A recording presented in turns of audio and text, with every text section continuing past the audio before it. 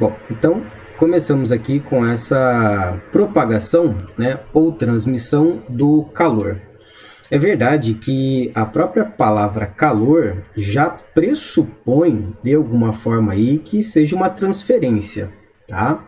Porque calor é justamente a transferência aí de energia de um corpo para o outro, né? No caso de um corpo que está em maior temperatura para um corpo que está em menor temperatura, tá? Isso é calor. O calor é essa propagação de energia. Corpos não possuem calor. Corpos possuem energia interna, tá? Bom, mas como que, né, essa energia ela se propaga, como ela passa de um corpo para o outro? Então, o calor, ele pode, né, essa energia pode se transferir pela condução, né, vocês veem aí alguém colocando né, um pedacinho de ferro próximo de uma chama, tá? Pela convecção, aí você vê alguém colocando a mão por cima ali da chama e ainda sentindo o calor, e pela irradiação, né, que seria uma pessoa ali mesmo estando do lado, né, ali da chama, ela vai sentir ainda a diferença de temperatura por conta da irradiação. Mas o que é cada uma dessas formas de transmissão do calor? A condução térmica, tá? Ela acontece da energia se transferindo de uma molécula para outra, tá? Mostrando aqui um gifzinho de como isso acontece lá no canto direito, tá? Lá no alto. Então vocês observam que a energia, né, está vindo ali da chama, faz com que essas moléculas comecem a se agitar, e essa agitação ela vai passando de uma molécula para a outra, tá? Uma molécula vai agitando a outra. É claro que isso vai demandar um certo tempo, né? E vai depender também do material, tá? Mas a energia é transmitida dessa forma, tá? De uma molécula para a outra. É necessário, então, que exista o meio material. É exigido que tenha o meio material. A condução térmica não acontece no vácuo. Como eu preciso, né, ter essa transferência de energia de uma molécula para a outra, tá? Quanto mais próximo essas moléculas estão, melhor é. Quanto mais próximo as moléculas estão, o meu material caracteriza-se como um bom condutor. Quanto mais afastado, eu tenho um péssimo condutor e um ótimo isolante. Então, por isso que os sólidos eles exibem uma melhor performance aí da condução térmica, tá? Bem, quem são os bons condutores térmicos? Bons condutores aí são os metais. Então, como exemplo, tem ali uma panela, né? Então, é um bom condutor de calor. Por que os metais? Porque são sólidos e porque eles têm muitos elétrons livres. Então essa agitação dentro do material, ela é facilmente conseguida, tá? Sem grandes problemas, você tem muita agitação acontecendo nos metais, tá? Como você pode pegar a prata, que é um dos melhores condutores que existem, o cobre, o ferro e, né, quando juntamos o ferro com o carbono, temos o aço. Tá? Então, esses são exemplos de bons condutores. Quem é bom condutor é péssimo isolante. Quem é mau condutor, né, acaba sendo aí um bom isolante. Então, quem são os bons isolantes? O melhor isolante é, sem dúvida, o ar. Tá? O ar ele é um excelente isolante térmico. E o ar ele é usado na natureza. Na natureza, o que nós temos? Na natureza você tem os animais com os pelos e as penas. Né? Os pelos e as penas vão abrigar ar ali dentro. Nós também usamos o ar para a nossa proteção. Né? As blusas fofinhas são blusas então que tem bastante ar, e o ar é um excelente isolante térmico. Tá? Ou mesmo, né, uma blusa de lã, né, como colocado ali no exemplo. Uma caixa de isopor. O que é o isopor? O isopor é um plástico e neste plástico é injetado o ar. Tá? É injetado nele o ar, então caracteriza aí um excelente isolante térmico.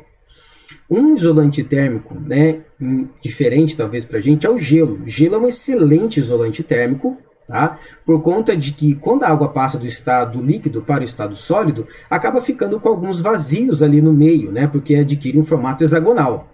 Então, o gelo também é um excelente isolante térmico. E os outros materiais que vocês já devem, né, presumir, né? O vidro, a cerâmica, né, no caso de uma xícara aí, que são bons isolantes térmicos, ou mesmo a madeira. Então a madeira aí, ela é utilizada inclusive nos quartos, eventualmente, porque, né, como piso, porque você, ao levantar pela manhã, né, andar um pouco descalço, você não sente aí aquele chão gelado, porque a madeira é um isolante térmico. E a serragem, ela garante aí o isolante ser um bom isolante, porque é feito de madeira e no meio da serragem tem bastante ar, né? Então a serragem aí, ela acaba sendo um bom isolante térmico, tá? Bem, caminhando um pouquinho mais, né? Ali coloquei uma barrinha de ferro, né? Mostrando que o calor é conduzido através dela. Nós podemos também calcular o fluxo de calor que passa por um material, tá? Então, ok, né, eu tenho um bom condutor, mas como que eu calculo a energia que passa através do material? Essa energia é dada pela essa letra grega φ, tá? Na apostila de vocês está um F minúsculo, ok? Não que esteja errado usar um F minúsculo, tá? Mas não é o que vocês observam usualmente, tá? Se você pegar então um material, um livro aí, ou mesmo um exercício, ele vai trazer para vocês a letra grega φ. Então, o fluxo de calor, ele é dado pela energia que é transmitida, que passa através dele, pela variação do tempo. Só que quando você faz energia dividido pela variação do tempo, você tem justamente a potência, tá? Então, se estiver em caloria, caloria por segundo. Se estiver em joule, joule por segundo, nós temos exatamente o watt, tá? Então, é sim uma unidade de potência, tá? Que é usada aqui. Esse é o fluxo de calor. Só que quando eu calculo o fluxo de calor através dessa equação, eu estou com um experimento, eu estou fazendo uma análise ali, né, do fluxo que passa, uma contagem do tempo. Posso, eventualmente, calcular esse fluxo de calor baseado no material, tá? Para quem quiser acompanhar, estamos lá na página 113, tá? Bem, como que seria dependendo do material? Ao depender do material, eu verifico o seguinte: o fluxo de calor depende do material, obviamente. Então, aparece na minha equação esse K. Esse K é o coeficiente de condutibilidade térmica. Cada material tem o seu. O K é grande quando trata-se de um condutor e o K é pequeno quando trata-se de um material isolante, tá? Bem, o fluxo de calor também depende da área, né? Se você tem uma área que é uma área grande, então uma grande área possui aí um grande fluxo, tá? Quando você, né, quando nós estamos com muito frio, nós encolhemos porque a nossa tendência é adquirir um formato oval, um formato esférico. A esfera possui a menor área, então por isso que nós, né, a posição fetal aí é uma posição que nós perdemos menos energia, tá? E também é a forma com que os animais, né, que hibernam ficam, né, um formato esférico. O fluxo de calor também vai depender aí da variação da temperatura, o delta-θ que aparece ali, tá? Quanto maior for a diferença de temperatura, maior será o fluxo. Então, nós sentimos mais frio ao sair do banho do que ao entrar no banho. Por quê, professor? Porque a nossa temperatura está ainda mais alta quando saímos do banho. Ou seja, a diferença de temperatura entre o ambiente e o nosso corpo é maior. Então, o nosso corpo perde mais energia para o ambiente, tem um fluxo maior, por isso sentimos mais frio. Um efeito chamado efeito Mpemba, tá? É colocar num congelador água fria, né, água da torneira, e água morna. A água morna congela primeiro, Tá? Por quê, professor? Porque o fluxo é maior. Bem, o fluxo de calor é diretamente proporcional a tudo isso, ao coeficiente, à área e à variação de temperatura, diretamente proporcional. Mas é inversamente proporcional à espessura, ao Ezinho que aparece ali, tá? Às vezes também pode estar na apostila como L, tá? L aí indicando um comprimento, tá? Bom, é claro, quanto maior for a espessura, será mais difícil, né, do calor ser transmitido, do fluxo de calor passar por ali, certo? Então essa é a lei de Fourier, a lei que coordena o fluxo de calor, tá? Então essa é a primeira forma de transmissão, tá? Forma de transmissão de energia que é através da condução térmica. A segunda forma é chamada de convecção térmica. A convecção térmica, ela também não acontece no vácuo, porque ela ocorre com uma transferência de massa, tá? Há um transporte de massa, um transporte de matéria. Para existir um transporte de matéria, um transporte de massa, eu tenho que falar de um fluido, líquido, então, ou um gás, tá? E como que isso acontece? De forma bem simples, a convecção se resume em aquilo que está quente sobe e o que está frio desce, quando nós falamos de fluidos, tá? Então, por que o ar-condicionado é colocado na parte mais alta? Porque o ar frio desce, então ele desce refrigerando ou refrescando todo o ambiente. Por que o aquecedor é colocado na parte de baixo, então, de uma residência? Porque o ar quente sobe esquentando todo o ambiente, tá? Então, convecção térmica, resumindo é isso. O quente sobe e o frio desce, tá? Aí pode acontecer também um fenômeno, né, na costa, aí no litoral, que são as brisas, né, brisa marítima, tá? E por que ela acontece? Porque durante o dia, a areia, ela está numa temperatura muito mais elevada do que a água, por conta do seu calor específico que é muito baixo.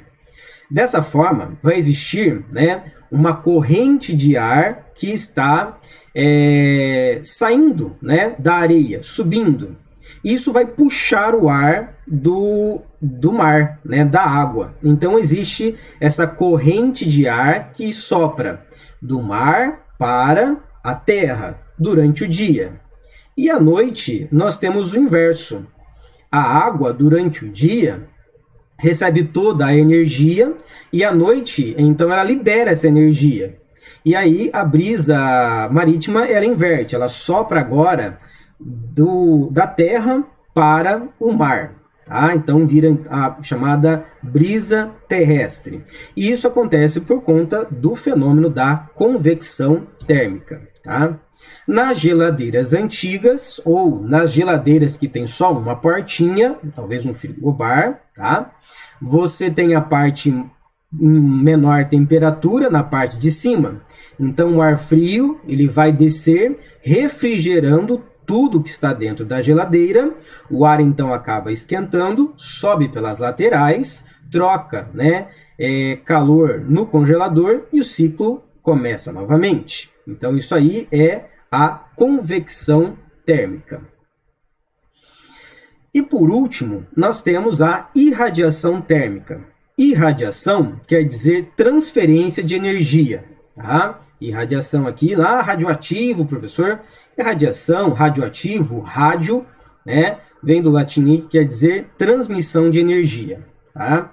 Na irradiação térmica, não tem nada com a matéria, não tem transporte de matéria, então ela ocorre sim no vácuo, tá? E como que ela acontece? Ela acontece através de ondas eletromagnéticas, mais precisamente quando falamos de ondas no infravermelho, que é aquilo que vocês estão vendo, né, nos aeroportos, aí o pessoal medindo a temperatura através de imagens de infravermelho. E também aquele termômetro que você só aponta, né, para a pessoa e você consegue identificar a temperatura. Ele também faz uma verificação do infravermelho liberado pelas pessoas. Porque, afinal de contas, tudo que está à nossa volta, de alguma forma, libera o infravermelho. tá? Então, em uma garrafa térmica, e essa irradiação térmica, ela vai tentar, de alguma forma, ser barrada pela parte espelhada da garrafa térmica. O Sol vai emitir bastante radiação térmica que chega até nós aí, depois de um tempo de 8 minutos. E mesmo, né, quando você tem ali uma chama, você observa a irradiação térmica. Bem observado, né? Pensa aí numa churrasqueira, que mesmo que não tenha fogo, tenha só a brasa, você ainda tem a carne assando, porque justamente você tem bastante irradiação térmica acontecendo, tá? A garrafa térmica, ela é também chamado de vaso de Dewar. É uma homenagem a quem construiu ela. É um exemplo, na verdade, de um resumo de tudo que nós observamos das formas de transmissão de energia. A tampa, ela evita a convecção térmica. O vácuo que é formado ali em volta, ela evita a condução térmica, assim como o revestimento exterior. E a superfície espelhada, que é tanto da parte de fora quanto da parte de dentro, elas evitam a transmissão da energia através da irradiação térmica. Tá? O apoio de material isolante térmico também evita a condução térmica. Então, a garrafa térmica vai aparecer para vocês em alguns exercícios como um exemplo de um resumo aí das formas de transmissão do calor. Tá? Mas voltando em irradiação térmica aqui, tá? O efeito estufa, ou a estufa, como ela funciona? A estufa, ela permite que as ondas do Sol, as ondas curtas, elas atravessem o vidro, mas o vidro não deixa as ondas longas passarem, ou deixa passar só um pouquinho de ondas longas, tá? Ondas longas são as ondas de infravermelho, tá?